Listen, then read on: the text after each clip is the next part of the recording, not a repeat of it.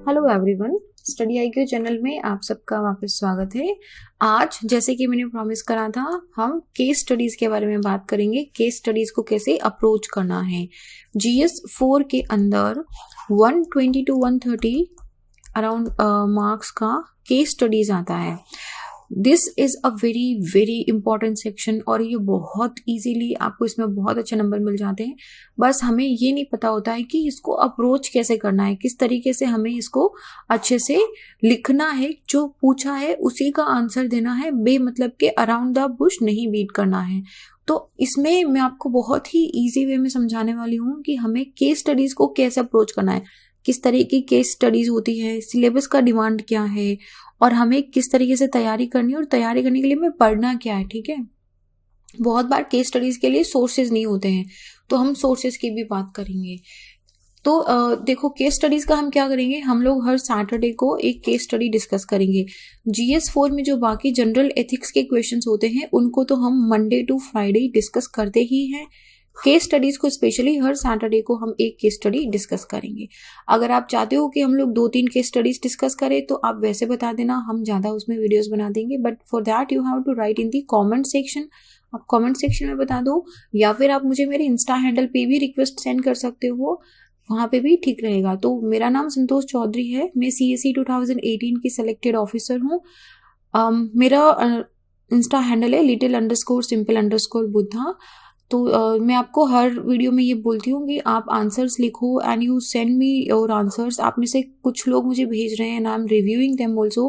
मैं आपको रिव्यू करके भेजती भी हूँ, क्योंकि जब तक बहुत बार ऐसा होता है ना कि तो आज का हमारा जो टॉपिक है ये सिर्फ केस स्टडीज पे बेस्ड है। और केस स्टडीज मतलब आज हम इसमें कोई केस स्टडी डिस्कस नहीं करेंगे, डिस्कस करेंगे हम नेक्स्ट वाले सैटरडे से।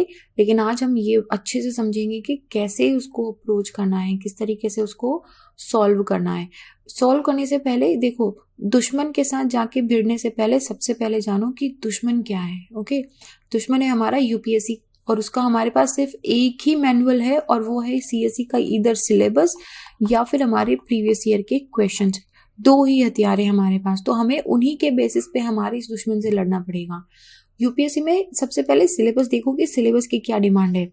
जनरली बहुत बार हम लोग सिलेबस पढ़ते ही नहीं है, विदाउट रीडिंग द सिलेबस किसी ने क्या बोला है उसके बेसिस पे बुक्स ले लेते हैं और रेफर करके पढ़ना स्टार्ट कर देते हैं।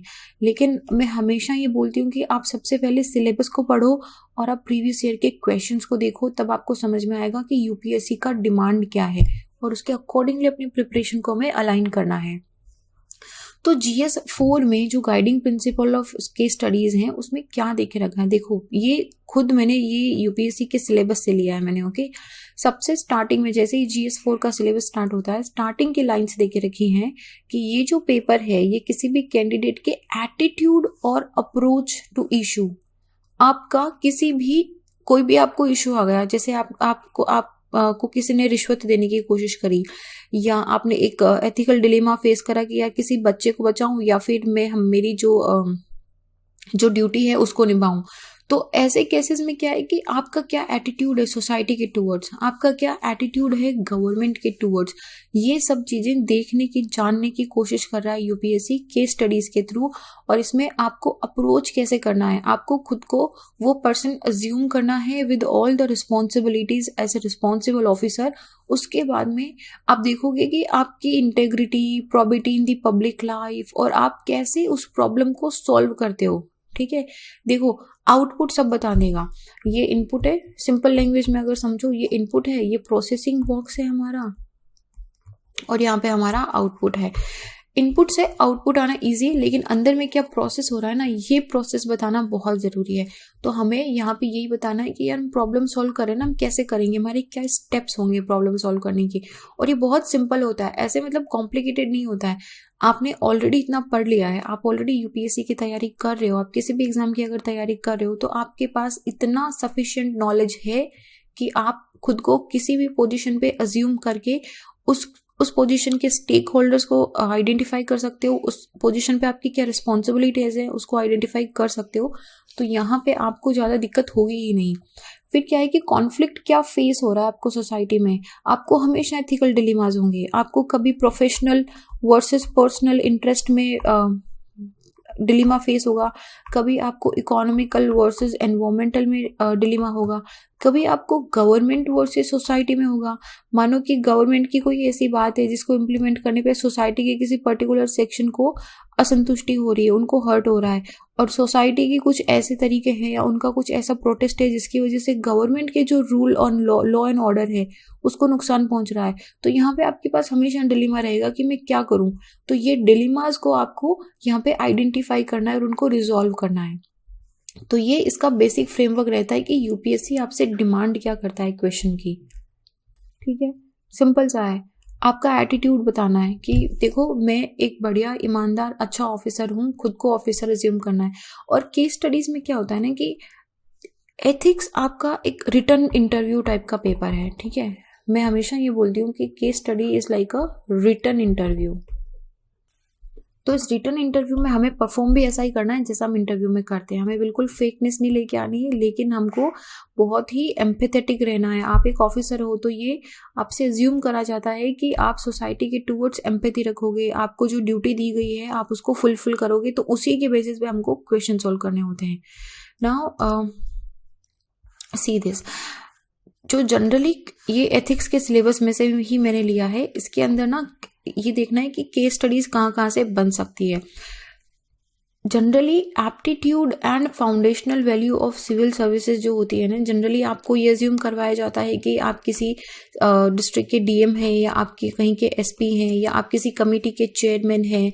तो ये सारी पोजीशंस आपको अज्यूम करवाई जाती है और वहाँ पे चेक करा जाता है कि आप कितने इंटीग्रिटी वाले इंसान हो, आप इम्पार्शियल हो या फिर आप कहीं भी पार्शलिटी तो नहीं कर रहे हो, नॉन पार्टिशनशिप का आपके पास एटीट्यूड है या नहीं है, ऑब्जेक्टिव आपका जो अप्रोच है वो ऑब्जेक्टिव है या सब्जेक्टिव। ऑब्जेक्टिव एंड सब्जेक्टिव में क्या होता है, ऑब्जेक्टिव होता है फैक्ट बेस्ड, भाई जो बात सही है वो सही है, इसमें मेरी या आपकी पर्सनल ओपिनियन मैटर नहीं करती है। और सब्जेक्टिव होता है जहाँ पे पर्सनल ओपिनियन मैटर करती है। तो आप ऑब्जेक्टिव हो या नहीं हो, आप पब्लिक सर्विसेज को लेके कितने डेडिकेटेड हो, क्या आप में सोसाइटी को लेके एम्पैथी है, क्या आप टॉलरेंट हो, कंपैशन है या नहीं है वीकर सेक्शन के लिए, स्पेशली जो हमारी लोअर स्ट्रेटा के चाइल्ड या ओल्ड एज पर्सन या वुमेन होती हैं उनके लिए आपके पास कितनी एम्पैथी है। इन सब चीज़ों को यहाँ पे चेक करा जाता है। जनरली कभी कभी आपके पास ऐसा क्वेश्चन भी आ सकता है कि कोई एक विधवा औरत है जो आपके पास आई है कि उनको किसी स्कीम के तहत नौकरी दे दी जाए, लेकिन आपने क्या नोटिस करा कि उनके पास वो क्वालिफिकेशन नहीं है, उनके पास जो क्वालिफिकेशन होनी चाहिए वो नौकरी के लिए जो क्राइटेरिया होना चाहिए उसको वो फुलफिल नहीं करती है, लेकिन आपका दिल पसीज रहा है कि यार ये विधवा औरत है, इसको नौकरी दे देनी चाहिए, काफ़ी दुख में है, लेकिन अभी आप रूल्स के अगेंस्ट भी नहीं जा सकते हो। तो ऐसे सिचुएशन, ऐसे डिलेमा में क्या करोगे कि आपको उसकी मदद करनी है लेकिन आप उस पर्टिकुलर स्कीम में उसकी मदद नहीं कर सकते। तो आप क्या करोगे, उसके अकॉर्डिंग अगर कोई दूसरी नौकरी होगी, अगर कोई दूसरी स्कीम होगी तो आप उसको वो रिफर कर दोगे कि भाई आप यहाँ पे जाके देख लीजिए, ये वाली जो है ये अच्छी है, यहाँ पे आपकी क्वालिफिकेशंस के अकॉर्डिंग आपको जॉब मिल जाएगी। तो आपने उसकी हेल्प भी कर दी और आपने अपना जो स्कीम का जो क्राइटेरिया है उसके साथ भी चीट नहीं करा। तो इस तरह के डिलेमास आएंगे और जहाँ पे आपको कंपैशन दिखाना है। तो अभी आपने उस विधवा औरत के खिलाफ खिलाफ बोल दिया मैंने, आपने उस विधवा औरत के लिए कंपैशन दिखाया, राइट, आपके पास एम्पैथी थी, लेकिन आप इम्पार्शियल भी थे, लेकिन आप ऑब्जेक्टिव भी थे। तो ये इस तरह की कुछ एग्जाम्पल्स आएंगे जहाँ पे हमें ये वाली क्वालिटीज शो करनी है। अभी नेक्स्ट हमारा क्वेश्चन बन सकता है public civil services values and ethics in public administration के अंदर। ये इसमें generally ethical dilemmas, ethical concerns, government private institutions के क्या रूल्स लॉज रेगुलेशंस हैं, और इसके साथ ही क्या हम किस तरीके से जो एथिकल मॉरल वैल्यूज गवर्नेंस उनको कैसे स्ट्रेंथन करते हैं। तो इस तरह के कुछ आते हैं। कभी कभी आपको एक एग्जांपल, एक प्रीवियस ईयर में क्वेश्चन भी आया हुआ है कि आप एक फॉरेन ऑफिसर हैं, इंडियन फॉरेन ऑफिसर हैं, और आप आप यूएसए के साथ या किसी कंट्री के साथ, मुझे एग्जैक्टली याद नहीं आ रहा है, के साथ आप एक डील कर रहे हैं, लेकिन उनके साथ जो डील करने वाला आदमी है वो आपसे ब्राइब मांग रहा है। He is asking for a bribe, कि जब तक आप उसे ब्राइब नहीं करोगे तब तक वो एग्रीमेंट को फुलफिल नहीं करेगा। अभी आप पे बहुत प्रेशर है इंडिया की तरफ से कि यार ये हमें एग्रीमेंट करना ही करना है। नाउ अब आप क्या कर रहे हो, आप पूरी इंडिया को रिप्रेजेंट कर रहे हो। अभी आपको इसको सोचना है अच्छे से, आपको एज अ फॉरेन ऑफिसर सोचना है कि अगर आप ये ब्राइब एक्सेप्ट कर लेते हो तो क्या हमारी जो इमेज है वो टेंट नहीं हो जाएगी, हमारी इमेज खराब हो जाएगी, पूरे इंटरनेशनल एरेना में खराब हो जाएगी। तो जाहिर सी बात है ब्राइब का ऑप्शन तो हम ले ही नहीं सकते। दूसरा, आप बोलोगे कि यार हम इसके खिलाफ शिकायत कर देंगे, हम इंटरनेशनल जो प्लेटफॉर्म होता है उस पर बोल देंगे कि इन्होंने हमें ब्राइब देने की कोशिश करी, ये सीधे ट्रांसपेरेंट वे से नहीं चल रहे, ऑनेस्ट वे से नहीं चल रहे। लेकिन आप वो भी नहीं कर सकते हो क्योंकि आपने खराब कर दिया, आपके पास अगर प्रूफ नहीं है। और दूसरा, इंटरनेशनल रिलेशंस में ऐसा नहीं होता है कि हमारे जो डिस्ट्रिक्ट लेवल के रिलेशंस होते हैं और जो इंटरनेशनल लेवल के रिलेशंस होते हैं, दे आर कम्प्लीटली डिफरेंट। तो आप इनके खिलाफ शिकायत भी नहीं कर सकते, कंप्लेन भी नहीं कर सकते। तो आपको क्या होगा कि एक बीच का तरीका निकालना होगा। तो ये बीच का तरीका कैसे निकालना है, ये आएगा आपको यहाँ से। बीच के तरीके में आप क्या करोगे, आप इनसे बात करोगे, इनकी जो हायर अथॉरिटीज़ है उनसे बात करोगे, हम अपने पॉइंट स्ट्रेंथन करेंगे। अगर आपको नहीं समझ आ रहा है तो आप अपनी हायर अथॉरिटीज से बात करोगे कि सर ऐसे सिचुएशन है, तो वो आपको गाइड करेंगे। तो आप एक बीच का तरीका ऐसा निकालोगे कि आप ब्राइब भी ना दो और हमारा एग्रीमेंट भी फुलफिल हो जाए। तो इस तरीका हमारे पास सिचुएशन आएगा और हमको सारे वर्स्ट सिनारियो सोच के जो बेस्ट केस है, जो एकदम बैलेंसिंग आउट का केस होता है, जो आप प्रैक्टिकल केस होता है, उसको आप लेके चलोगे। यूपीएससी में से केस स्टडीज के लिए ना कुछ थीम्स होती हैं। आप अगर प्रीवियस ईयर की केस स्टडीज पढ़ोगे तो आपको लगेगा कि there is a recurring theme. Recurring theme में क्या है कि जनरली एक हेल्पलेस वीकर सेक्शन को वो क्वेश्चन में लेके आते हैं और वो आपको एक पोजीशन देके ये अज्यूम करवाते हैं कि यार इन वीकर सेक्शन जैसे children, girl student, women with no document या दलित कुक कोई है, तो उनकी हेल्प करनी है। लेकिन कुछ ऐसी सोसाइटी के कंस्ट्रेंट्स भी हैं कि सोसाइटी उनको एक्सेप्ट नहीं करती है, तो वहाँ पे एज ए ऑफिसर आपको इंटरवीन करना है। अभी ऐसे सिचुएशन में क्या होता है कि आपको उनकी हेल्प करनी है लेकिन आपको सोसाइटी के सेंटिमेंट्स को हर्ट नहीं करना है। तो ऐसे में आपको एक मिडिल वे निकालना पड़ेगा। कभी कभी वर्क कल्चर एट ऑफिस के आते हैं कि सेक्सुअल हरासमेंट का केस आ गया, कि किसी ने आप पे किसी झूठे सेक्सुअल हरासमेंट का केस लगा दिया, या आपका जो नीचे का ऑफिसर या आपके जो बड़े ऑफिसर हैं उन पे इस तरह के झूठे केस लगे हैं, सच्चे केस लगे हुए हैं, आपके पास प्रूफ है, वो अपनी वाइफ को मारते हैं, डोमेस्टिक वायलेंस का केस है। अगर इस तरह के केसेस आते हैं तो वो वर्क कल्चर के होते हैं कि आपको अपना प्रोफेशनल रिलेशनशिप भी मेंटेन करना है, लेकिन इसके साथ ही आपको जिस इंसान के साथ ही हो रहा है उसके साथ एम्पैथी भी रखनी है। वर्क डेडलाइन चलता है, अरे छोड़ो ना, अरे ये तो होता रहता है, कभी नहीं बदलता, हश हश की कोई बात नहीं, चुप रहो, तुम अपने काम से काम रखो। इस तरह के कुछ केसेस आते हैं जिनमें कभी कभी आपको ऐसे क्वेश्चन दिए जाएंगे कि आपके पास एक जॉब को लेने का पोजीशन है, लेकिन आपके पास कंटिन्यूसली किसी पॉलिटिशियन के पास से प्रेशर आ रहा है, कॉल आ रहा है कि यार मेरा ये रिलेटिव है, आप इसको रखो इसको रखो। लेकिन क्या है कि उस रिलेटिव के पास वो है क्वालिफाइड ही नहीं है, वो उस जॉब के लिए सूटेबल ही नहीं है। या फिर कभी हो गया कि कोई टेंडर पास हो रहा है तो उसके लिए किसी पॉलिटिशियन का या हायर अथॉरिटी का आपके पास कॉल आ रहा है कि ये वाला जो मेरा पर्टिकुलर टेंडर है इसको क्लीन कराओ, इसको क्लियर कराओ, इसको क्लियर कराओ। तो ऐसे में अभी आपको पता है कि यार उस टेंडर का क्वालिटी सही नहीं है, उस टेंडर की जो प्राइसेस है वो कंपैरेटिवली काफ़ी हाई है, तो आप ये नहीं कर सकते ना, आप एक एथिकल पर्सन हो। तो आप यहाँ पे क्या करोगे, एक मिडिल वे निकालोगे। कभी कभी आपको एक स्ट्रॉन्ग स्टेप भी लेना पड़ सकता है, कि नहीं ये गलत है, आप ऐसा नहीं करोगे।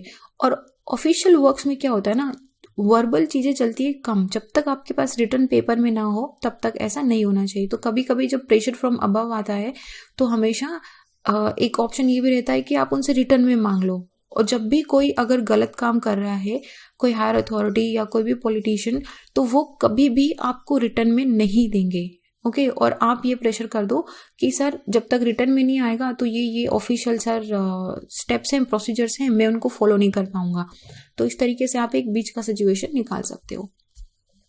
तीसरे इस तरह के केसेस भी आते हैं कि आपके कुछ फ्रेंड्स हैं वो बड़े ही इम्प्रैक्टिकल आइडियलिज्म के चलते हैं। अगर जैसे आपने वो आपकी हेल्प चाहते हैं कि सिविल सर्विसेज ज्वाइन करूँ या ना करूँ। अच्छा, कुछ कुछ ऐसे भी होते हैं कि नहीं नहीं मैं तो ब्राइब लेने के लिए सिविल सर्विसेज ज्वाइन करूँगा। तो इस तरह के कुछ क्वेश्चंस दिए जाते हैं। तो वहाँ पे आपको एक प्रैक्टिकल अप्रोच बताना है कि आप उस बंदे को समझाओ कि यहाँ पे this is not about the bribe, this service is not about the money, this is way larger than the life itself. तो यहाँ पे फिर कुछ होते हैं कि कुछ विसल ब्लोअर के काम करते हैं, कुछ है जो रिवर पोल्यूटिंग कंपनीज हैं, आपके फ्रेंड की कंपनी है वो रिवर को पोल्यूट कर रही है, सीधा उनका जो इंडस्ट्रियल वेस्ट है उसको रिवर में डाल रही है, आपको पता है, आप देख रहे हो, लेकिन आप कुछ एक्शन नहीं ले रहे हो। तो आप ऐसे में क्या करोगे? तो यहाँ पे अभी आप क्या करोगे? दोस्त के खिलाफ सीधी कंप्लेंट भी नहीं कर सकते कि उसकी फैक्ट्री बंद हो जाए, लेकिन आप ये भी नहीं कर सकते कि इसको पूरी तरीके से छोड़ दिया जाए। तो यहाँ पे आप एक मिडिल वे लोगे, क्योंकि वो आपका दोस्त है, आप उसे समझाओगे, आप उसे बात करोगे। जो ऐसी ऑर्गेनाइजेशंस है यहाँ, जो हमारे ऐसे मेथड्स हैं जिनके थ्रू जो इंडस्ट्रियल वेस्ट है वो फिल्टर होके हम लोग रिवर में डाल सकते हैं, तो वो आप उस तरह से उसको वे आउट करोगे। ठीक है, तो इस तरह का एक मैं आपको इन जनरल एक आइडिया दे रही हूँ कि ऐसे क्वेश्चंस आते हैं, लेकिन हमें क्या बड़ा प्रैक्टिकल होके सोचना है, एकदम एक्सट्रीम स्टेप बिल्कुल नहीं लेना है। तो एक ऐसा भी क्वेश्चन आता है कि displacement seems to be recurring displacement हो जाता है कि कभी कभी एग्जामिनर आपको वरीड कर देगा कि जो लैंडलेस पुअर है उसको अर्बन एरिया में माइग्रेट करना है, लेकिन वो चाहता है कि जो रूरल यूथ है वो they stay with in the backward rural areas. तो वो वरीड है कि जो इन्फ्लिक्स ऑफ माइग्रेंट्स हैं, जो बैकवर्ड एरिया से जो अर्बन एरियाज में माइग्रेंट्स जा रहे हैं, वो वहाँ पे जाके क्राइम को बढ़ा देंगे, अनएम्प्लॉयमेंट को बढ़ा देंगे, स्लम का एरिया बढ़ा देंगे। तो इस तरीके से आपको डिलीमा दिया जा रहा है। तो यहाँ पे आपको ये पब्लिक एंड प्राइवेट ऑर्गेनाइजेशन का डिलीमा फेस करते हुए यहाँ पे आपको एक मीडियम सिचुएशन के साथ सोल्यूशन यहाँ पे प्रोवाइड करना होगा। देखो, अभी अगर लग रहा होगा ना कि बड़ा टफ है, कैसे करेंगे, चिंता मत करो, जैसे जैसे हम केस स्टडी सॉल्व करते जाएंगे ना आपको ये सब कुछ समझ में आता जाएगा। उसके साथ ही एग्जाम्पल्स देखो, ये कुछ ईयर्स में आए हुए एग्जाम्पल्स हैं, आप प्रीवियस ईयर के केस पढ़ना। वैसे पता है ये पढ़ने में भी बहुत इंटरेस्टिंग होता है। आप एक बार जैसे ऐसे ही आज GS4 का केस स्टडीज का पेपर प्रीवियस ईयर के लेके खोल के just read those case studies ना, सॉल्व वॉल्व कुछ नहीं करना है, जस्ट पढ़ो और उसमें जो भी ऑफिसर दिया है खुद को उस ऑफिसर की तरह इमेजिन करो and just try to solve कि क्या आप उसमें उससे वैसे सिचुएशन में आप क्या करने का सोच सकते हो। जैसे कि एक नया प्रोजेक्ट कहीं पे प्राइवेट ऑर्गेनाइजेशन ने एक नया प्रोजेक्ट स्टार्ट करा जहाँ पे वो लोकलाइट्स के लाइफस्टाइल को हर्ट कर रहा है। बहुत बार ऐसा भी होगा कि कोई कंपनी है जो किसी फॉरेस्ट के अंदर कोई फैक्ट्री खोलना चाहती है या कुछ रिसोर्सेज को एक्सट्रैक्ट करना चाहती है, तो वहाँ पे जो ट्राइबल्स हैं वो उसको प्रोटेस्ट कर रही है। ऐसा ऑलरेडी आ चुका है। तो अभी ट्राइबल्स को प्रोटेक्ट करना हमारे फॉरेस्ट एक्ट के अंदर आता है, हम उसको डेफिनेटली हर्ट नहीं कर सकते। लेकिन अगर वहाँ पे कंपनी या वहाँ पे अगर फैक्ट्री लगती है तो वो वहाँ की इकोनॉमी को भी अच्छा करेगी, ट्राइबल्स को जॉब प्रोवाइड करेगी, तो वो वाला केस भी होता है। तो यहाँ पे क्या है कि हमें एक मीडियन वे निकालना है कि यार ट्राइबल्स की जो कल्चरल आइडेंटिटी है, ट्राइबल्स को किसी भी तरह का थ्रेट नहीं होना चाहिए।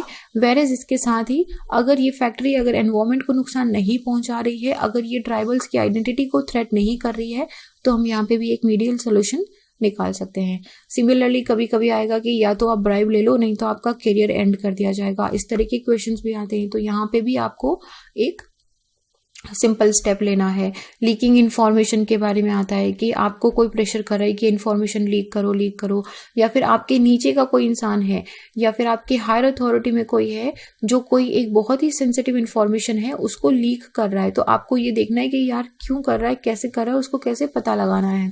डिजास्टर मैनेजमेंट का क्वेश्चन आ सकता है, एनवायरमेंटल डिग्रेडेशन का आ सकता है, जहाँ पे जनरली हमारी इकोनॉमी वर्सेस इकोलॉजी का हमारा डिलीमा रहता है।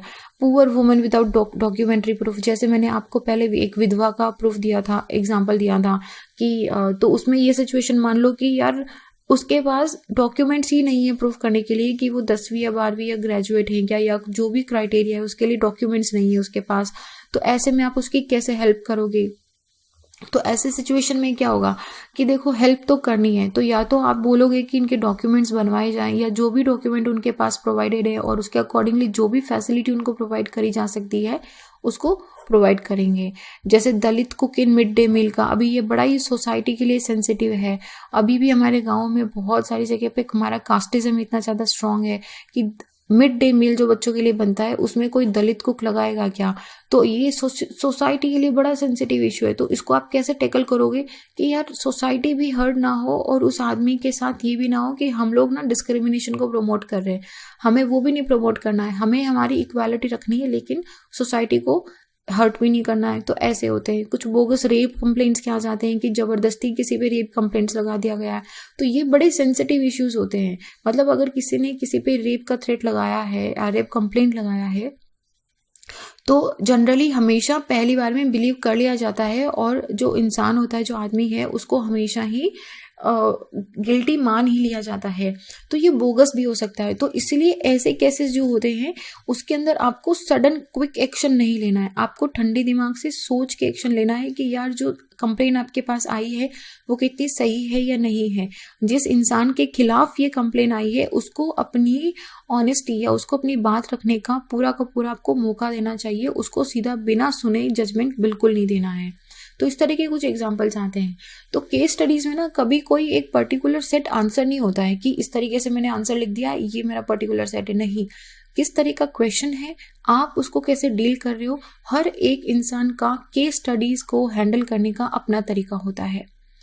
ठीक है, आप एज एन इंडिविजुअल अपने आप से, अपनी जो वैल्यूज हैं, अपने आप से कैसे आपको इमेजिन करके आप उस क्वेश्चन को आंसर करते हो, ये टोटली यूनिक होगा आपके बिल्कुल पास में बैठे या इवन आपके बेस्ट फ्रेंड से भी। ठीक है, तो इसमें कभी एक सेटल्ड माइंडसेट लेके नहीं जाना है कि मुझे केस स्टडी ऐसे ही सॉल्व करना है। क्या आपको उसमें एक्टर्स देखने होते हैं, स्टेक होल्डर्स, कि कौन कौन से स्टेक होल्डर्स हैं। तो स्टेक होल्डर्स जब आप देखते हो, ये जैसे जैसे हम केस स्टडी सॉल्व करेंगे आपको आ भी जाएगा, जैसे जैसे आप स्टेक होल्डर्स देखोगे आपको एक चीज हमेशा ध्यान रखनी है कि हमको 360 डिग्री सोचना है। ठीक है, बिल्कुल जैसे आप यहाँ पे हो, आपसे रिलेटेड केस है, तो आपसे जुड़े हुए, सीधे जुड़े हुए जो आदमी है उनसे लेके जो सोसाइटी, हमारी गवर्नमेंट ऑर्गेनाइजेशन, हमारा जो ओवरऑल हमारा जो सोसाइटी है वहां तक हमको लेके आना है। कि जैसे अगर आप स्टूडेंट के रेस्पेक्ट में हो तो ओवरऑल पूरे स्टूडेंट्स पे, तो पूरी गवर्नमेंट पे, सोसाइटी पे, ये भी हमारे स्टेक होल्डर्स हैं। ओके, तो पूरा 360 डिग्री सोचना है हमें कि यार दूर दूर तक हम कहाँ सोच सकते हैं।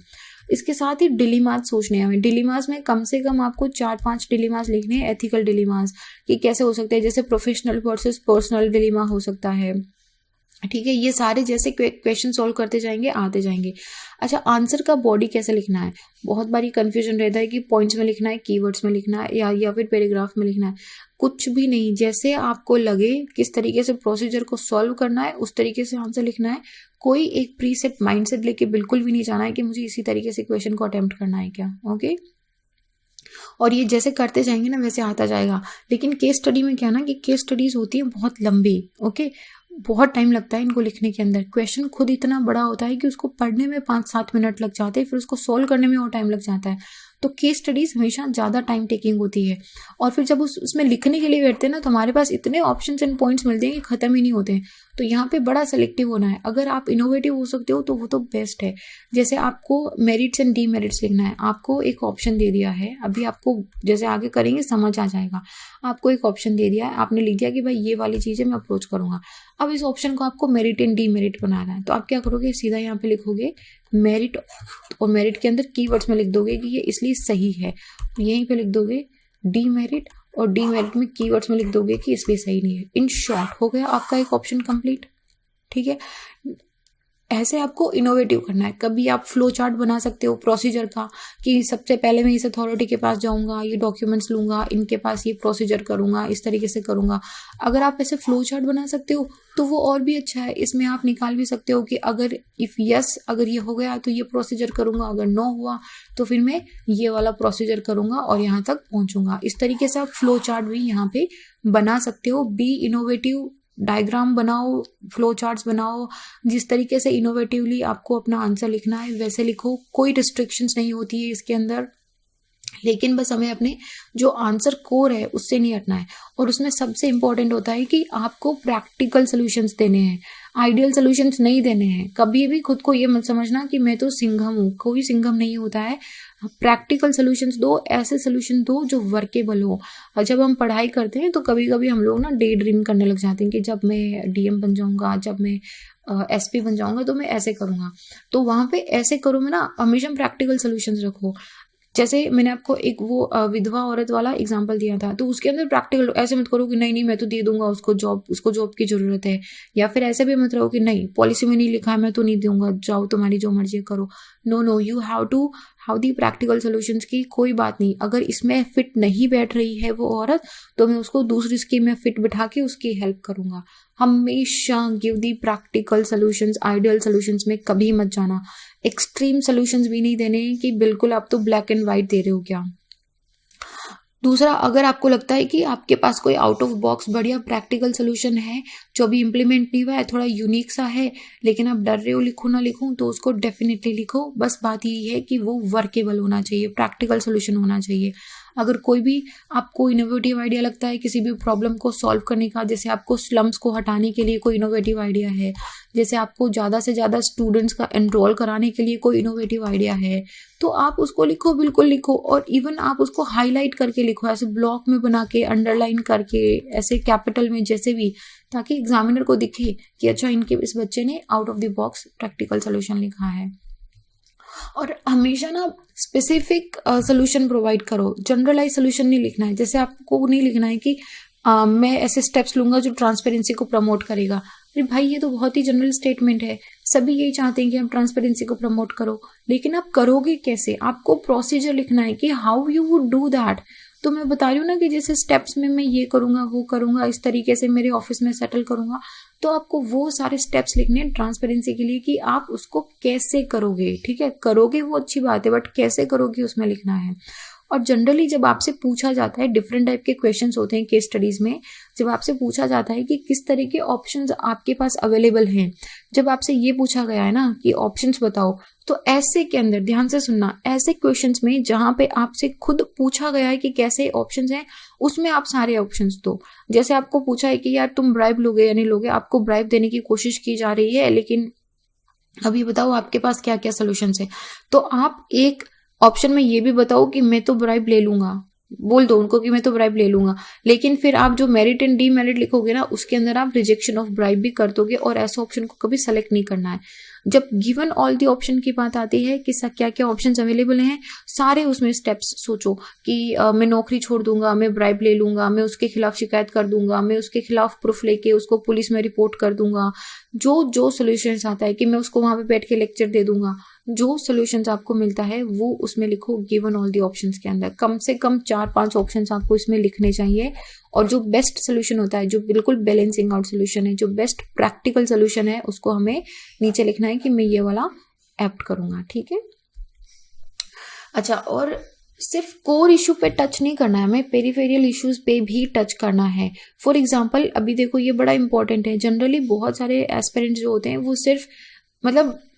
सिर्फ कोर पे हिट करते हैं कि मुझे तो यहीं पे आंसर लिखना है, लेकिन जो केस स्टडीज होती है, जो बीइंग एन ऑफिसर, जब आप इस तरीके के क्वेश्चन सॉल्व करोगे तब आपको लगेगा कि यार चीजें इतनी छोटी नहीं होती है और उनका इम्पैक्ट छोटा नहीं होता है, वो रिपल होती हुई पूरी सोसाइटी तक जाती हैं। तो आपको इसीलिए पेरिफेरियल इश्यूज को स्टडी करना है। जैसे कि एग्जाम्पल देखो, इससे आपको पूरा समझ आ जाएगा कि आप एक कमिटी के हेड हो जो किसी कॉलेज में इरेगुलरिटीज को इन्वेस्टिगेट कर रही है। अभी आपने क्या देखा कि यार उस कॉलेज के अंदर चीजें सही नहीं है, तो आपके पास 2 ऑप्शन है कि अगर आप उस कॉलेज को डी रिकॉग्नाइज कर दो, आप खत्म कर दो, उस कॉलेज के पास जो रिकॉग्नाइजेशन है उसको खत्म कर दो, पेनल्टी लगा दो उस पर। लेकिन अगर आप ये करते हो तो बहुत सारे जो हजारों कैरियर स्टूडेंट्स हैं उनका कैरियर खराब हो जाएगा, क्योंकि अगर आपने कॉलेज को डी रिकॉग्नाइज कर दिया तो उन बच्चों की डिग्री पूरी नहीं होगी, और जिनकी हो गई है उनको नौकरी नहीं मिलेगी, हमेशा उनके क्वालिफिकेशन पे क्वेश्चन मार्क उठेगा। और दूसरा है कि अगर आप इसको आने जाने देते हो तो फिर आप क्या करोगे कि आप अपनी ड्यूटी नहीं कर रहे हो, आप रेगुलरिटीज जो आपने देखी, आपको बड़ा तरस आ गया कि यार नहीं बच्चों का खराब हो जाएगा, छोड़ो कोई बात नहीं, जो हो रहा है जैसा हो रहा है चलने दो, चलता है एटीट्यूड, वो भी नहीं कर सकते आप। तो आप ऐसे में क्या करोगे कि आप रिकमेंड करोगे रेगुलाइजेशन। ठीक है, आप बोलोगे कि रेगुलर करो ताकि जो थाउजेंड्स ऑफ स्टूडेंट्स हैं उनके फ्यूचर के साथ कोई भी खिलवाड़ ना हो। तो अभी आपके पास 2 ऑप्शन है, आपको जो कॉलेज की अथॉरिटीज हैं उनको पता है कि भाई आपको पता चल गया है कॉलेज के अंदर कुछ गड़बड़ी चल रही है, तो उन्होंने बोला कि मैं आपको 5 करोड़ की ब्राइब दूंगा, इधर आपके पास डिलीमा आ जाएगा। तो आपके पास कोर इशू क्या है, कोर इशू हम बात कर रहे थे ना कि आपको कोर एंड पेरिफेरियल इशू दोनों की बात करनी है। तो कोर इशू है कि कॉलेज को रेगुलाइज करा जाए या ना, रेगुलराइज करा जाए या ना करा जाए। ठीक है, तो जनरली स्टूडेंट्स इसी पे घुमा फिरा के आंसर देंगे कि हमें कॉलेज को डी रिकॉग्नाइज करना है, हमें कॉलेज को रेगुलाइज करना है। लेकिन मुद्दा ये भी है कि अगर आप करते हो तो दूसरा मुद्दा ये है कि आपको ब्राइब ऑफर करी गई है, और दूसरा मुद्दा ये भी है कि जो स्टूडेंट्स हैं आप उनका क्या करोगे। तो आपको इन इश्यूज पे भी बोलना है कि यार मेरे को ब्राइब दी गई है, ऐसे कैसे ब्राइब दी गई है, तो आप इस पे भी लिखोगे। दूसरा, आप कैरियर प्रोस्पेक्ट्स ऑफ स्टूडेंट्स पे भी लिखोगे, क्योंकि वो भी आपके एक मेजर स्टेक होल्डर्स हैं। और तीसरा, being a head of the committee, आपको ये अपॉर्चुनिटी दिया गया है कि आप एक एग्जाम्पल सेट कर सकते हो बाकी जो कमिटीज हैं या फिर बाकी जो कॉलेजेस हैं उनके लिए। ठीक है, तो आप एक यहाँ पे आपके पास बहुत बड़ा अपॉर्चुनिटी है कि आप थोड़ा आगे फ्यूचर के एस्पेक्ट में जब जाके सोचोगे तो आपको लगेगा कि यार ये बड़ा इश्यू है, ये सिर्फ एक ही कॉलेज नहीं है जहाँ पे इरेगुलरिटीज हैं। तो आप एक स्टैंडर्ड सेट कर सकते हो, आप कुछ नए आइडियाज लेके आ सकते हो कि जो इस तरीके के कॉलेज हैं उनको किस तरीके से टैकल करा जाए। ठीक है, तो आप इसमें ये सारे इश्यूज यहाँ पे करोगे। तो जब क्वेश्चन बड़ा होता है ना कोर केस स्टडीज के अंदर, तो ऐसे क्वेश्चंस में क्या होता है ना कि 2 बार देखो, 2-3 बार पढ़ा नहीं जाता उस क्वेश्चन को, लंबा होता है, टाइम टेकिंग होता है। तो जैसे आप क्वेश्चन पढ़ रहे हो ना, आप उस पर अंडरलाइन करते जाओ और उस पर गोला बनाते जाओ। जैसे हेड ऑफ द कमिटी हो, आप अंडरलाइन कर लिया, क्या कर रहे हो आप, इन्वेस्टिगेट कर रहे हो, तो आपके पास अपॉर्चुनिटी है कि आप बढ़िया सेट कर सकते हो एग्जाम्पल्स।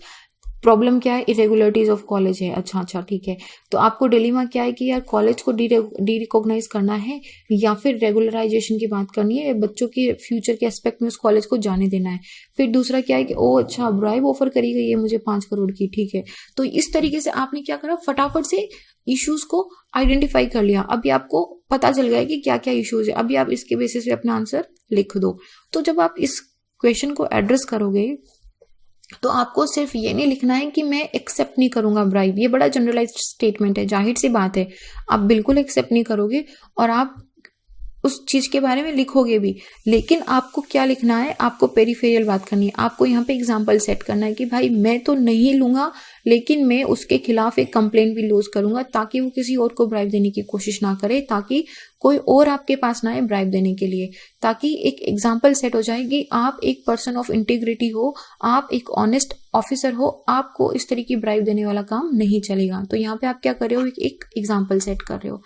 दूसरा ना, हमेशा अपने जो सोल्यूशन, जो कॉन्फ्लिक्टिंग ऑप्शंस होते हैं ना, उनको बैलेंस आउट करना है। ठीक है, ऐसा हमेशा होता नहीं है, लेकिन हमेशा कोशिश करनी है कि हमको एक बीच का सोल्यूशन निकालना है। जैसे इसी क्वेश्चन में देखो, इसमें बहुत सारे कैंडिडेट ऐसे बोलेंगे कि यार मैं जो कॉलेज को रिकॉग्नाइज कर दूंगा और जो बाकी कॉलेजेस ऐसे कर रहे हैं उन पे पनिश करूंगा या पेनल्टीज लगाऊंगा।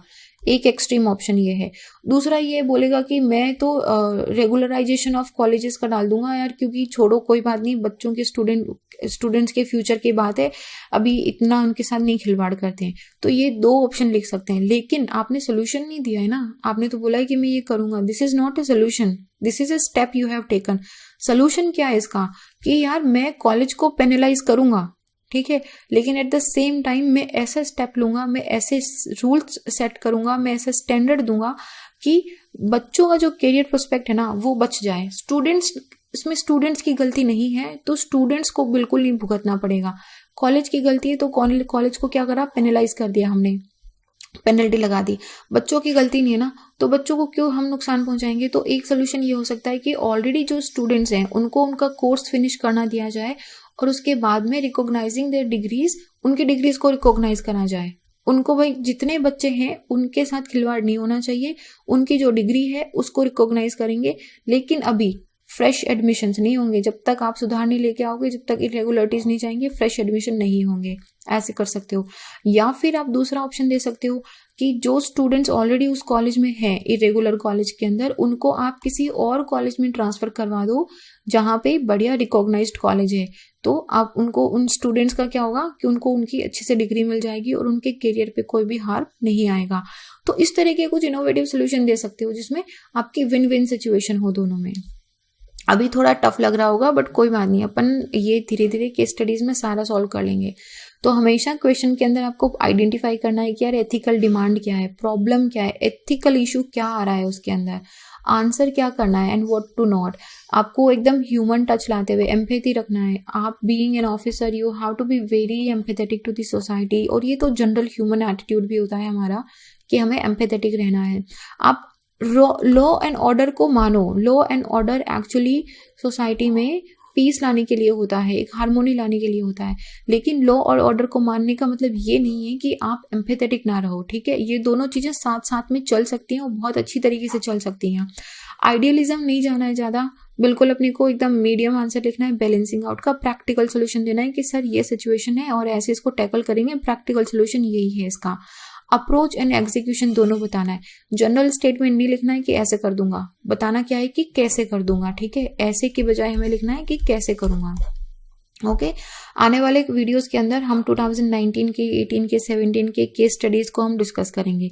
एक बार मैंने क्या बताया था कि हम रिसोर्सेज की बात करेंगे कि हमको कहाँ से केस स्टडीज को रेडी करना है। रिसोर्सेज के अंदर देखो यार, सबसे बढ़िया होता है प्रीवियस ईयर के क्वेश्चंस पढ़ो, उनको उनमें कहीं से सॉल्यूशंस हैं तो उन सॉल्यूशंस को पढ़ो और एक बार आइडेंटिफाई करो। दूसरा एक और अच्छा होता है कि टॉपर्स कॉपीज जो होती है ना, उनको एक बार चेक करो, ठीक है। इसमें क्या है कि आप एक क्वेश्चन लो और उसमें डिफरेंट डिफरेंट बच्चों ने किस तरीके से अपनी अप्रोच लिखी, तो इसमें आपको क्या होगा ना कि एक अप्रोच समझ आ रही है कि इस तरीके से मुझे इस क्वेश्चन को अप्रोच करना है। अच्छा ये स्टेक होल्डर्स हैं, ये डिलेमा है, इन्होंने इस तरीके से अप्रोच करा है, मैं ऐसे भी कर सकता था। तो you just get an idea, ठीक है। क्योंकि केस स्टडीज के अंदर आपको कभी ऐसे कोई स्टैंडर्ड बुक नहीं मिलेगा कि इस तरीके से मुझे बुक मिल गया, मैं यहाँ से सारा सोल्यूशन ले लूंगा, ऐसा कभी होगा नहीं। तो आपको खुद से ही सोचना पड़ेगा। और दूसरा, कोचिंग इंस्टीट्यूट्स बहुत सारे ऐसे हैं जो आपको mock questions, mock case studies provide कराते हैं, तो उन मॉक केस स्टडीज को आप लो। और तीसरा, जो सिलेबस है हमारा GS4 का, उस सिलेबस को आप अच्छे से करो, जिसे हमने सबसे पहले मैंने आपको बताया था कि प्रोबेबिलिटी इन गवर्नेंस वाला, एप्टीट्यूड वाला जो टॉपिक है हमारे, इनमें से क्वेश्चंस आता है। तो आप ये डेफिनेशन पढ़ो और इन कीवर्ड्स को है ना, इन कीवर्ड्स को अच्छे से पढ़ो, समझो और उनको यूज करो। तो जो बुक है, जैसे काफ़ी सारी बुक्स अवेलेबल हैं, तो आप उन बुक्स में से किसी को भी रिफ़र कर सकते हो। कोई अच्छी सी बुक अगर आपको लगता है मुझे रिकमेंड करनी है, तो आप मुझे या तो मेरे इंस्टा पे बता दो या आप कमेंट सेक्शन में लिख दो, मैं आपको बुक्स रिकमेंड भी कर दूंगी।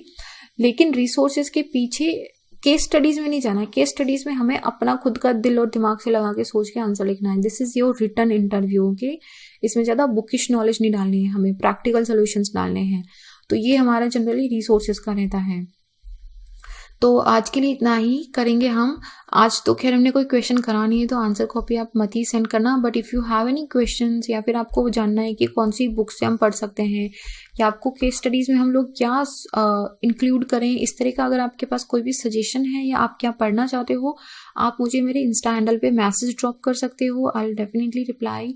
इसके साथ ही अगले कल हम डिस्कस करेंगे ऐसे का स्ट्रैटेजी। ऐसे और केस स्टडीज जो एथिक्स है ना, ये बड़े स्कोरिंग मार्क्स हैं, ये these are like make and break वाले सब्जेक्ट्स हैं ये, तो इनको अच्छे से स्ट्रॉन्ग करना है। ऐसे के अंदर अगर आप बढ़िया से एकदम सिलेबस को पढ़ के अपना ऐसे फ्रेम करो तो बहुत अच्छे नंबर आ सकते हैं। ऐसे में बहुत सारे लोग बोलते हैं कि बड़ी हाई फाई लैंग्वेज या हाई स्टैंडर्ड इंग्लिश लिखनी पड़ती है। बिल्कुल सही बात नहीं है, एकदम झूठी बात है। बाकी जितने भी ऐसे को कैसे अप्रोच करना है, इस सब के बारे में हम कल डिस्कस करेंगे। आज के लिए इसको यहीं पे फिनिश करते हैं। I will see you guys in tomorrow's video. Till then be happy. जय हिंद।